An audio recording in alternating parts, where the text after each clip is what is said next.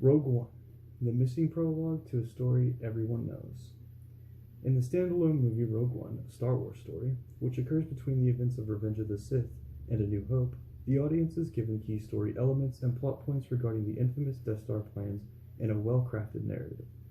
The movie uses the time allotted to its advantage to tell a story that does not bore too easily, but still makes sense when revealing information. It fits well into the timeline of events and is believable.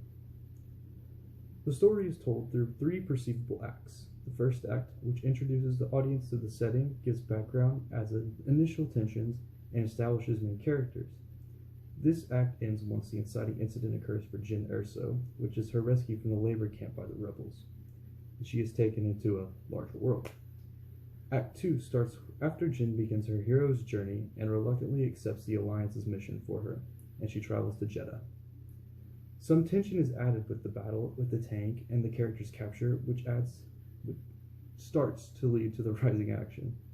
Also, within Act 2, there is a moment of darkness for Jyn when her father dies. This occurrence adds even more tension, which causes a transition of the character and her motives, and the tension rises with the villains of the story. The final act is where the tensions are highest. The climax occurs, and resolution will soon be found.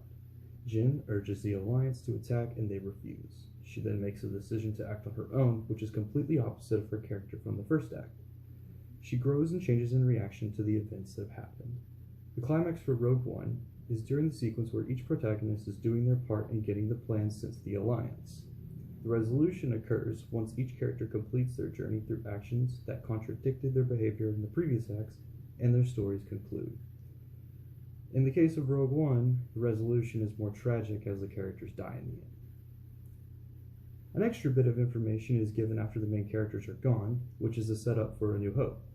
Throughout the three acts, the pacing of the story is fast, but not too fast. There is enough time to take in vital information, but not get bored. Each plot point and character are introduced in a timely manner, and exposition is placed within dialogue that makes sense in context. The audience gains information as the characters do, which keeps engagement high. The story for Rogue One is set up and executed very well, and follows many rules for creating a good story. The pacing is fast, but even, and character development is done well. It is not a boring story, and it keeps viewers engaged. When looking at where the story fits into the Star Wars narrative, the tragic ending for the protagonist makes perfect sense.